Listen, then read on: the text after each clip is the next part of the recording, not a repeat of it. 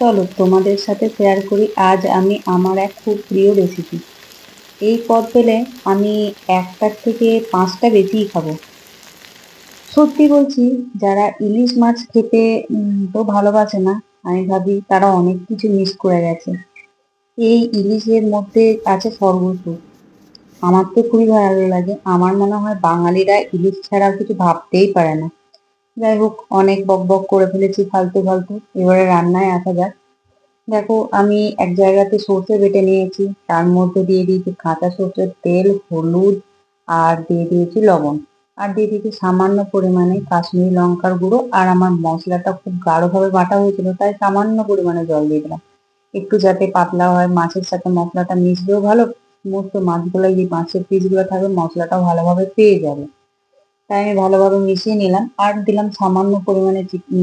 যেহেতু আমি ঘটি, তাই আমি সমস্ত রান্নাতে চিনি দেওয়াটা একটু বেশিই ভালোবাসি। যাদের ইচ্ছা হবে তারা চিনি দেবেন, যাদের ইচ্ছা হবে না তারা চিনি দেবেন না। তো আমার মনে হয় চিনি দিলে আমার একটু মশলা একটু বেশি টেস্ট আছে, স্বাদ বেশি বাড়ে। যাই হোক, এরপরে আমি সমস্ত পিসগুলা দিয়ে দিলাম ইলিশে। ফ্রিজে ভরা ছিল মাছটা 2-3 দিনের বাসি, তাই মাছটা একটু কেমন যেন হয়েও গেছিল। যাই হোক, ফেলে তো আর দিতে পারি না, তাই আমি ইলিশগুলাকে ভালোভাবে মশলার সাথে মিশিয়ে নিলাম। এটা মিশিয়ে নেওয়ার পর আমি মিনিমাম 20 থেকে 30 মিনিট এটা ঢাকা দিয়ে রেখে দেবো, যাতে নুন, হলুদ এবং মশলার সমস্ত ফ্লেভারটা মাছের মধ্যে ঢুকে যেতে পারে। দেখুন, ভালোভাবে মাখানো হয়ে গেছে, অনেকক্ষণ রেস্টেও রেখে দিলাম। এরপরে আমি নিয়ে নিয়েছি কলা পাতা, এবং কলা পাতাটাকে আমি একটা কাঁচির সাহায্যে ভালোভাবে সুন্দর মতন করে শেপ দিয়ে নেব। কলা পাতার যে সামনের অংশটা আছে সেটাকেও আমি কেটে বাদ দিয়ে ফেলছি।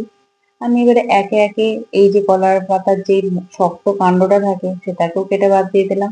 এইভাবে আমি একে একে সমস্ত কলা পাতাগুলোকে কেটে নেব ভালো করে। কেটে নেওয়ার পর আমি কলা পাতাগুলোকে ভালোভাবে ওয়াশ করবো। এটা ভাতে ভালোভাবে ঘষে ঘষে সবাই ধুয়ে নেবেন।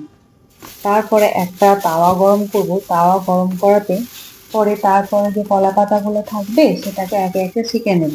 যাতে কি হবে, যখন মাছটা মোড়া হবে কলা পাতার মধ্যে দিয়ে, কলা পাতাটা ভেঙে যাবে না। না হলে দেখবেন, যদি আপনি কলা পাতাটা একটু না সেঁকে আপনি যদি মাছটা দিয়ে সেটা মুড়তে চান, দেখবেন কলা পাতাটা নানান দিকে ফেটে যাবে এবং মাছের যে গ্রেভিটা সেটা বেরিয়ে গিয়ে নষ্ট হয়ে যাবে।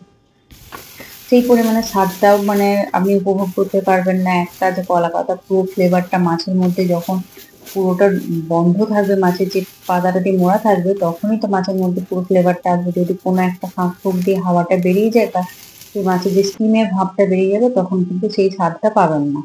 এরপরে দেখুন, আমি নিয়ে নিয়েছি একটা সবুজ সুতো। আমি সবুজই নিয়েছি, যেহেতু মাছের কলা পাতার রংটা সবুজ, সেহেতু আমার মনে হলো সবুজ সুতো। এটা আমার নিজের ইচ্ছা মতো মনে হয়েছে, আপনারা যে কোনো সুতোই নিতে পারেন।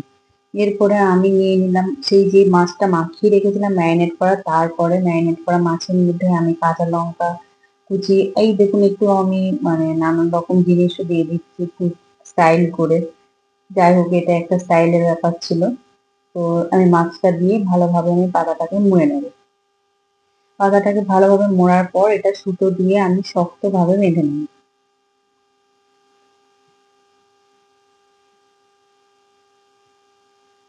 এই সুতো দিয়ে ভালোভাবে শক্ত মতন বাঁধবেন, না হলে কিন্তু যে কোনো দিকে এটা মাছের যে গ্রেভিটা আছে সেটা বেরিয়ে যেতে পারে। আমি দেখুন বাঁধার সময় তাও আমার একটু আধটু কেটে গেছে, কি আর করা যাবে, কিছু তো করার নেই। যাই হোক, পরবর্তী আমি আর একটা মাছকেও এইভাবে আমি করে বেঁধে নিচ্ছি। দেখুন, এর মধ্যে আমি মশলা টসলা সমস্ত কিছু দিয়ে দিলাম, এরপর কাঁচা লঙ্কা কুচিও দিয়ে দিলাম একটা। আর তারপরে আমি সামান্য সর্ষের তেল ওপর থেকে দিই না, কারণ কি মাছটা মারাত্মক ভাবে ঝাঁঝ হয়ে যায়, তখন আমি খেতে পারি না। যাই হোক, এরপরে কলা পাতা দিয়ে আবার ভালোভাবে মুড়ে নিচ্ছি। কলা পাতা দিয়ে মোড়া হয়ে গেলে আবার সেম সুতো দিয়ে আবার ভালোভাবে বেঁধে নেবো। এটা যদি আপনি কারোর সাহায্য নিয়ে করতে পারেন তাহলে তো খুবই ভালো। আমার কাছে যেহেতু কেউ নেই, আমি একাই সমস্ত কিছু করি, তাই আমি একাই এটা ভালোভাবে বেঁধে নিলাম। এটা একটু অসুবিধা হয় একার দ্বারা বানতে, কিন্তু অভ্যাস হয়ে গেছে আমার, আমি অনেকবার বানিয়েছি বলে এটা আমার এখন হাত সড়গড় হয়ে গেছে। যাই হোক, দেখুন এই যে মাছের একটা ফুটেজ নিয়েছিলাম, কেমন লাগছে দেখতে একটু বলবেন। এটা আমি পেটির মাছ নিয়েছিলাম, অন্যান্য পিসের মাছগুলো নিতে আমি ভুলে গেছিলাম। যাই হোক, এরপরে আমি একটা তাওয়াতে তেল গরম করে নিলাম, সাদা তেল বা সর্ষের তেল, যেটা আপনাদের ইচ্ছা, তবে সর্ষের তেল দেবেন, একটু বেশি টেস্ট হবে। আমার কাছে সর্ষের তেল দিতে ভুলে গেছিলাম, আমি সাদা তেল দিয়ে ফেলেছিলাম, তাই আমি সাদা তেল দিয়ে এটা করে নিচ্ছি। সাদা তেল দেওয়া হয়ে গেলে তারপরে আমি একে একে যেই পাতুরি পাতাগুলো বার হয়েছিল সেগুলো সমস্ত আমি দিয়ে দিলাম, একটু টাইম ধরে এপিট ওপিট ভালোভাবে ভেজে নিয়ে নেবো। এটা একটু টাইম সাপেক্ষ ব্যাপার, অনেক সময় দেখবেন কলা পাতাটা এমন ভাবে ফুলে যাচ্ছে যেন গোল হয়ে যাচ্ছে, এটার ভেতরে অনেকটা স্টিমিয়ে হবে। যাই হোক, এবার আমার রেডি হয়ে গেছে কলা পাতার পাতুরিটা। এরপর আমি খুলে নিয়ে ভালোভাবে এটাকে খেয়ে নেবো ভাতের সাথে। আমার খুবই প্রিয় একটা জিনিস, আপনারা পারলে ট্রাই করুন। আশা করি আপনাদেরও খুব ভালো লাগবে। নমস্কার।